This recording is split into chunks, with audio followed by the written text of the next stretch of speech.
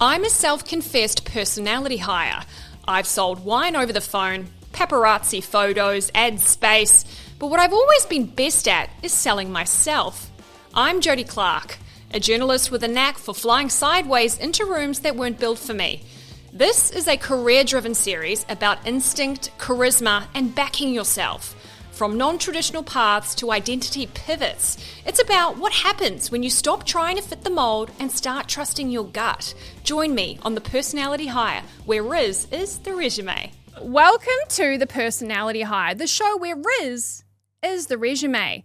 We've got a very special guest here today. He's been called a human sunbeam. He's a TV presenter, reporter, producer, Studio 10 host, MC, marriage celebrant. What doesn't the man do? I've got Channel 10's very own Daniel Doody. Hey! And our fake crowd goes wild. The fake crowd goes wild. Guys, pipe down. Let's keep it chill in the studio. Daniel, welcome to the studio. Thanks for having me. It's a privilege to have you on the show. As I said, you are a real-life case study. A real-life case study. I've had numerous people say, you got to get Daniel on the show. You got to get Daniel Doody on the show. You got to get... Okay. I'm here. Okay, he's here. I've got Daniel on the show. I'm going to put on my news voice here for a minute, Daniel. It's been alleged you are a personality hire. What is your response to those accusations? It is true. Bomb, bomb, bomb. There you go. We've heard it here first. Personality high, it is true. But I've got skills. Skills to pay the bills. But what do you think is the true role of a personality hire? Look, Jodie, I think it's someone that brings vibes to any workplace, but also has the necessary skills to do the job. And that's me in a nutshell. I love it. Would you say they are, if anything, the social glue of an organisation? What's your role within Channel 10? So I'm a reporter and producer, mainly on our Daytimes news program, which is a 1-hour national news program, which starts at 1 o'clock, 10 News lunchtime. Tune in. And I basically help produce that 1-hour news bulletin, as well as present a good news segment with all the feel-good, uplifting stories, viral videos, cats playing pianos and dogs being dressed up in little tutus. So the hard-hitting stuff. Yes, absolutely. That's what I call it, the real stories. Stories that matter. Very much so. Stories that matter, Daniel. No, that's my bag too. I definitely have never been a crime girly. The nature of this business is you got to do what you got to do. Yeah, absolutely. If it's breaking, it's breaking. Mm-hmm. But I love a warm fuzzy. Yeah. I love a personal, a people story, a human interest. That's my bag. Exactly. Give me any story that involves a gorilla, ducks, goats, anything fluffy. I'm your man. I love it. He's a man that can. Can we talk Studio 10 for a minute? Okay, yes. Because that show had a phenomenal run, a decade on air, which is a huge accomplishment before its last episode viewed in December 2023. Mm-hmm. Now, I've seen you do everything from chocolate factories to snake wrangling, doing your best Steve Irwin. Tell me a little bit about Studio 10 and that journey. Oh, it was a fantastic time in my working career. I was part of the Studio 10 family for 3.5 years, and I was really taken out of my comfort zone. I was a reporter, and every single day I had a different challenge to do. I was doing live crosses, and as I said, I was really out of my comfort zone. I'm someone that doesn't like heights, but they got me up doing trapeze, stunts, climbing the Sydney Harbour Bridge, all for TV purposes. But I enjoyed doing it, getting the thrill out of it. But it's something that was definitely out of my comfort zone, and I loved being part of Studio 10. The thrill of doing live television was just absolutely amazing, and I enjoyed every single part of that role. But as we know, Daniel, this is such a quickly evolving industry, and there were numerous reasons why the show had to come to an end. What was your biggest learning from your time on that show? Well, prior to getting the role at Studio 10, I never really had much experience on TV. So having that opportunity for 3.5 years to learn how to do a live cross and be confident at it was a great experience. And I learned from a lot of other journos as well, getting advice from them, how to nail a live cross, because, even though I'm a confident person and I'm happy to showcase my bubbly self, it's quite different when there's a camera right in front of you and you have to do a live cross and you don't have any notes. You can have notes. It's two very different things. I just really enjoyed learning from others who were experienced and really applied that to the role that I was in. Well, as you said, there is a lot of smoke and mirrors when it comes to this industry, right? Particularly with live crosses, people probably think you're just up there saying whatever, but there is structure to it. Absolutely. You've got someone in your ear a lot of the time screaming rap, rap, rap. Imagine trying to talk to someone and engage with someone, and you've got someone in your ear screaming rapping, rapping, Jodie, rapping, rapping. Exactly. And it's not like you rock up to the location and straight away you're on air. You get there about an hour beforehand. Well, this is when I was doing the role at Studio 10. I would get there an hour beforehand. I would speak to multiple different people that I was going to interview. I would have to try and figure out how I would structure this interview whilst trying to figure out something colourful, some sort of colourful movement. Yeah. Sometimes I would have large amount of people. So you were sort of like directing, producing, and also trying to figure out, okay, once you've done all that, all right, so, okay, what am I going to say now? Yeah. And trying to find the moment that people want. Exactly. And you only have, at the time, I only had 3 minutes to do a live cross. Now, for people at home, it would be, 3 minutes, that's quite short. That's a long time. Like usually Exactly. we'd be hitting maybe 50 seconds or a minute. So 3 minutes, I'm like, okay, I need to drag this bad boy out. Is there a lamb around? Exactly. So trying to figure out how I was going to master this production took skills. And, over time, I'm not talking myself up. I slowly started to master a live cross. Yeah, it took skills, but it also took a bit of riz. Yes, Daniel. A bit of riz. Or a lot of riz.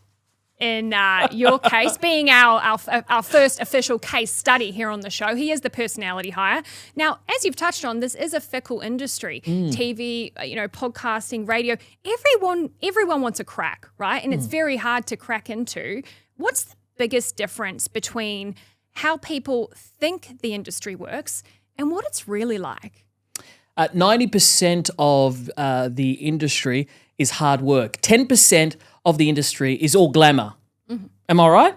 Absolutely. I would say 5 to 10% is the glamorous part. Yes, very much so. And everything else, you have to work hard. You've got to know your topic. You've got to research. You've got to be factually correct. Whether it's a serious story or whether it's a light story, you've just got to be correct. Because they will come for you. Yeah, absolutely. If you're not, best believe they'll come for you. And it's interesting you said that, because I remember even when I would be out in the field on a job and members of the public, you'd be chatting away, doing a voxy or whatever, and there is this sense of they really think you just rock up and you're told what to say. Yeah. Or my scripts are just given to me and I just stand there and look cute. Absolutely not. No. Yeah, you absolutely not. You would have done your research. Perfect example, an eagle story that I found. It happened last week, and as I was writing the script, I thought that it was happening this week. Uh-oh. So I didn't do my research. Happens to the best of us. When Riz goes wrong. Get it right, Doody.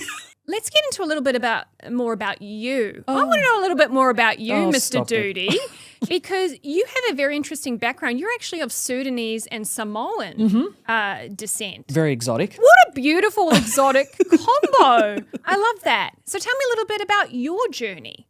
Okay. So my mum is from Samoa, and she met my dad in the 80s, who is from South Sudan. And in 1987, I popped out. Ta-da! Hallelujah. And thank God. Thank God you did. That is a beautiful thing. That's a beautiful thing. So they're no longer married, but that's okay. And I have 3 younger half-sisters. Wow. And I have a half-brother. I have a half-brother too. How interesting. There you go. And my stepfather is Mauritian. And, I was just your normal, simple teenager growing up in the western suburbs of Sydney. I love it. And as a young kid running around Western Sydney, did you always think, hey, I want to be on TV. I want to be out there sharing my riz with the world? Well, no, I didn't. I wanted to be a singer. Okay. That was me too. We also share that. A mutual dream. Are we twins? We could be. We could be. We could be. Yeah, I've always wanted to, from a young age, I really wanted to get into the music industry and I wanted to be a pop star. Didn't we all? Didn't we all? And I think over in time I finished my schooling. I finished my HSC Year 12 in 2005. And I don't know about you, but when you finish school, I was a little bit lost. Mm-hmm. So even though I wanted to crack into the music industry, at the time I was like thinking, it's hard. Like how am I going to, get into the industry? So then for 10 years I was just working in the hospitality industry, and then I was working the odd singing job in pubs, RSL clubs. I managed to get a singing gig on a cruise ship on the Mediterranean Sea, and that's where That's a good gig. Yes. For those in the know, that's a good ass singing gig. Yes, I was a cruise singer. Yes. And I had such a fantastic time. And also that's where the shmoney is. Exactly. That's where the shmoney is on the cruise ships, I'm telling you. That's where I met my wife. Well, there you go. Fate stepped in and dealt you a sweet, sweet card. On the real Love Boat. Stop it. You did not find love on the Love Boat. Yes, I did. That is a beautiful thing, Daniel Doody. Yes, I met my wife, how long now? 15 years ago. And we're still married with 2 beautiful kids. Shout out. That is beautiful. And you're also a marriage celebrant. Yes, yep. So if you didn't have enough going on, you obviously love. I do. Tell me what made you think, you know what, I don't have enough on my plate. I'm going to be a marriage celebrant as well. I love sharing people's love story. Yes. And what more could couples do than say, I do with Doody? I mean, say no more. It writes itself. Seriously. Sprinkle a little bit of that juju, that love juju on me if you can. Thank you.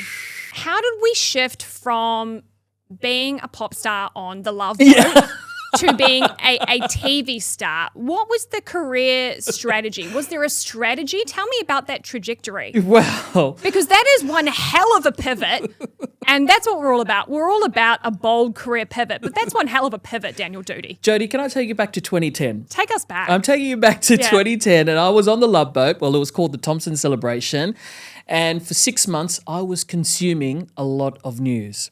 So yes, 7 days a week, I would be out there entertaining the guests on the cruise ship, dancing, singing with them, but I'd go to my tiny little cabin and I was sharing that cabin with another guy, and I had the top bunk bed and I had a little TV screen, and there was only a few channels, and most of the channels were news programs. So what did I do? I was just watching news shows.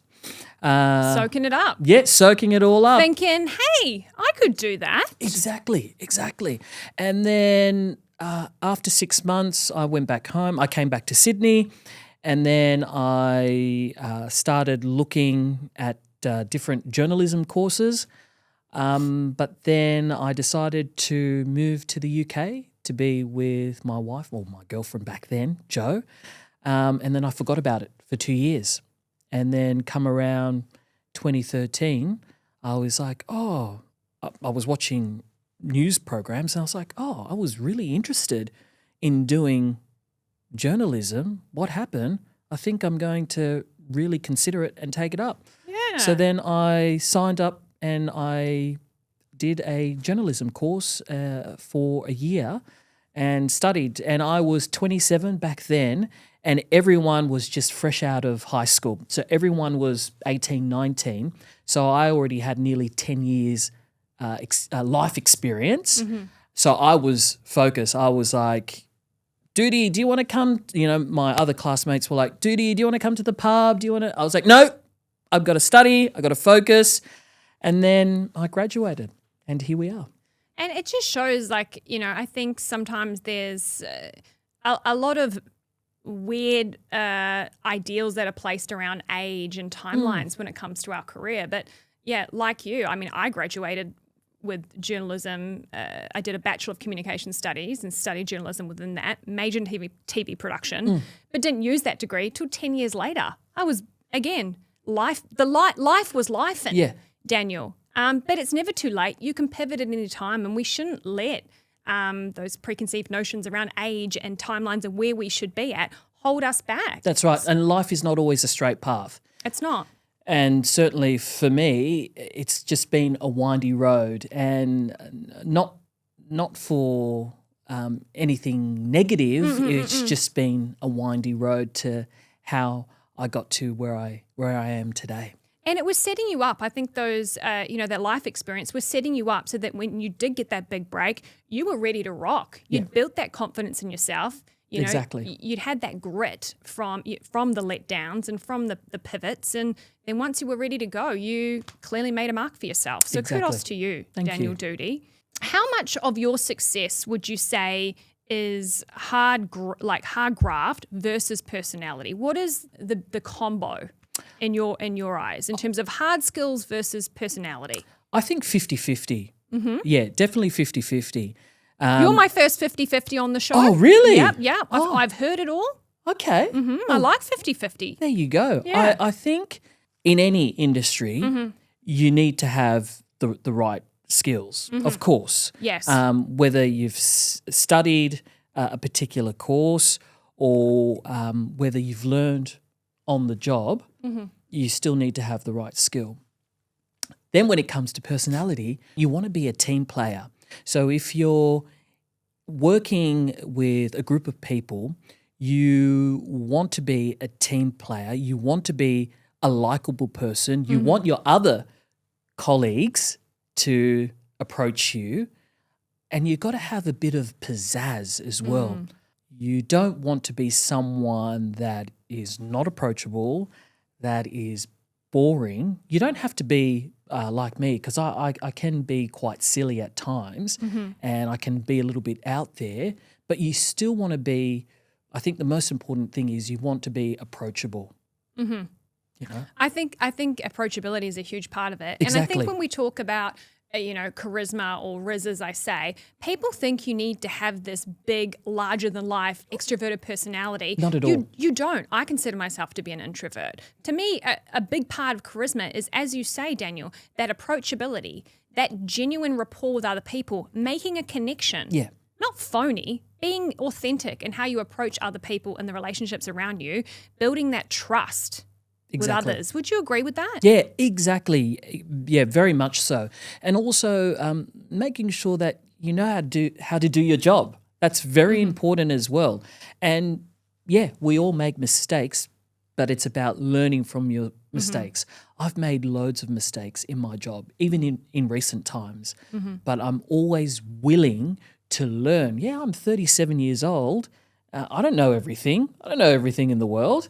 So I make mistakes, but whether that person who is younger than me, who is older than me, who's in a high position and corrects me on something that I did, I learn from it, I listen, and I make sure that I don't make that same mistake again. Yeah. It's very important. You take it in your stride. Exactly. What would be your advice in terms of having more of that approachability, that charisma, being able to build a rapport with other people quickly? Because it is a soft skill. It is a learned skill. It's not something that we have in spades automatically. I think it's something we build over time through showing up a lot of the times before we're ready, before we feel confident, going into doing the scary thing. Yeah, as they say, just baby steps. You don't need to just be someone that just thinks, okay, this is my first day on the job and I'm going to make sure that everyone is on my side and then I get along with everyone straight away. These things take time. It might take, a couple of weeks. It might take a couple of months. So, just listen, breathe, ask questions, Breathe, ask questions, be curious about your role, their role, the company's mottos, and just take it easy. You will get your colleagues on your side once they start to figure out who you are personality-wise as well as a work colleague. Mm-hmm. But if you go in there trying to be something you're not, well, I think that's a surefire way to fall on your face. Exactly. Jodie, be genuine. Be genuine. Don't be fake. Don't be fake. Don't be fake. No. We don't want any fake news here. No. We want real news. No scrubs, no fake news. Exactly. Daniel, what would you say, being my case study, being my official personality hire, what's the biggest misconception about you or about personality hires? They think that you are happy 24/7, 7 days a week. Doody can be moody. Doody can be moody. You heard it here first. Yeah, and especially with 2 kids. Honey, I hear you. And they think, oh, you're going to be the fun, easy dad, the pushover. No, I'm not actually. I'm actually quite the opposite. You're cracking the whip at home, Doody. Exactly. Yeah, very much so. I'm actually quite a strict dad, but also knows how to have fun at the same time. Yep. I think 80% of the time I'm strict and 20% of the time, I'm fun. When I say strict, I mean you're not going to have ice cream every single day. I want to make sure that, our boys know right from wrong. They're respectful and they work hard as well. And my wife always jokes around and she said, Doody, they're not teenagers, they're only 4 and 6. Yeah. You need to you start them young. Exactly. You're getting those soft skills right from the start. Exactly. I'm here for it. Exactly. All right, Doody, what has been your proudest personality win? Let's say as a personality hire, what are you most proud of? That's an easy one.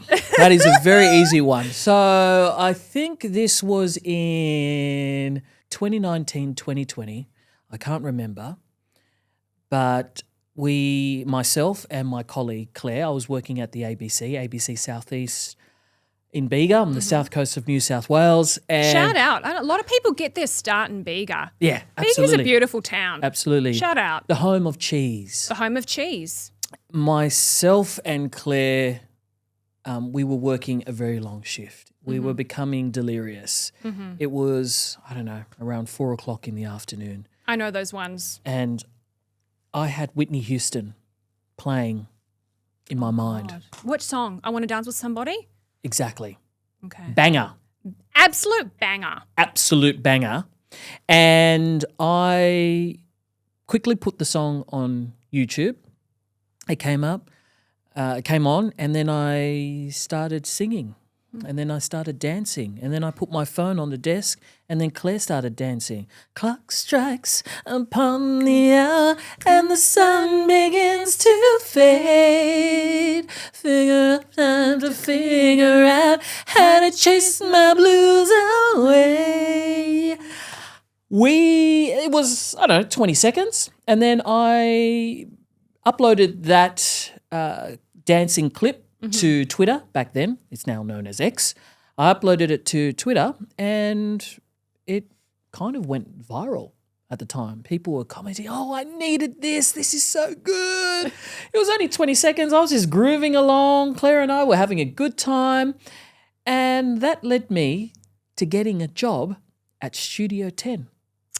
Well, there you go. Just that 20-second clip changed my life. That's how it's done. Yeah. Would that be your advice to someone out there wanting to, make a splash, make a name for themselves, get opportunities? Just yeah, exactly. Let go. Let go, be different. And of course, hard work definitely pays off. I've been in the industry for over 10 years now, and nothing was handed to me on a silver platter. I had to work really hard to get to where I am today. So you work hard, be different, be bold, and never give up. That's a gorgeous thing. Well, we could just yap all day, but we do need to get into our the famous part of the show, the rapid Riz round. Oh, where's those cannons? Yeah, where are the cannons? Can you bring out the cannons of the dancing leprechauns? No. All right. You ready? Are you hydrated? You're strapped in and you're hydrated. Take a little drink of poos. Oh, this vodka's not. I mean, water's nice. Sorry, this water's very nice. We need more vodka. Have you ever talked your way into a role? Yes, I have. Okay. I used my charm. And okay. I'm the boss. You're Daniel Doody. Give me an example of how someone talks their way into a role. I think this will work better than what I think you were trying to do. Here's an example. I think we need to move it here slightly. Well, what do you think? Well, let me test it out. Oh, yeah, that works. See, there we go. What do you think? Okay, so actually providing a bit of insight. Yes. Giving them some ideas. Exactly, but not stepping on their toe too much. You got to make people think that it was their idea. Exactly. While planting the seed. Very much so. That's smart. We're doing a bit of Jedi mind tricking with that one. Very much. Okay. That's good. Okay. We're leaning on your background now, your beautiful background. Who's harder to win over?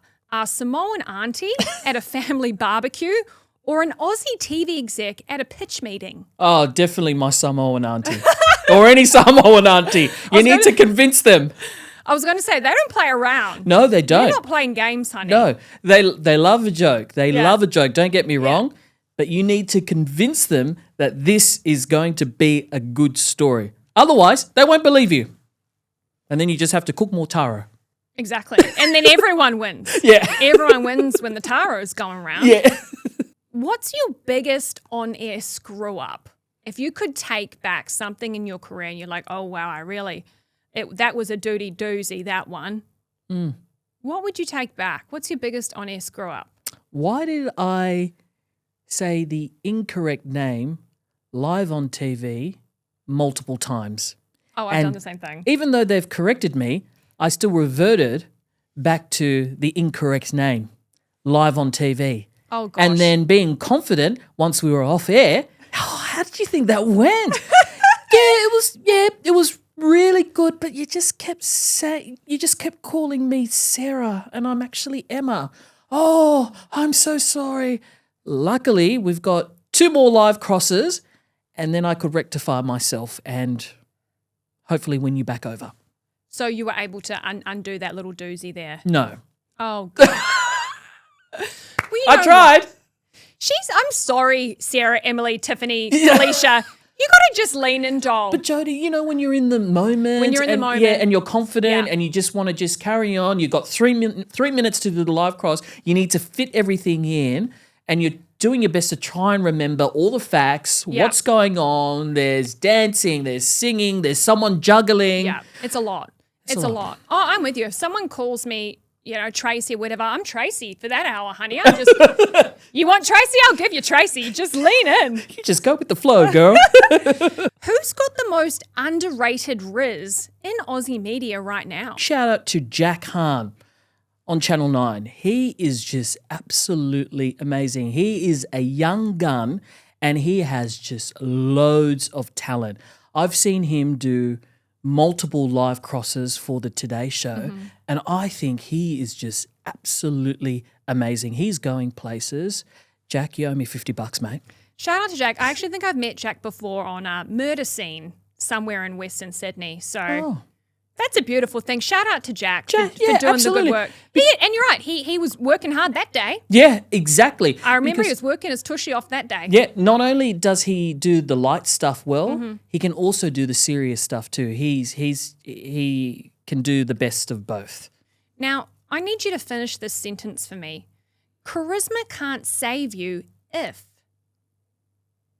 You don't have the vibes, baby. Yeah, that's right. Keep it positive. Keep it vibey. Positive. Absolutely.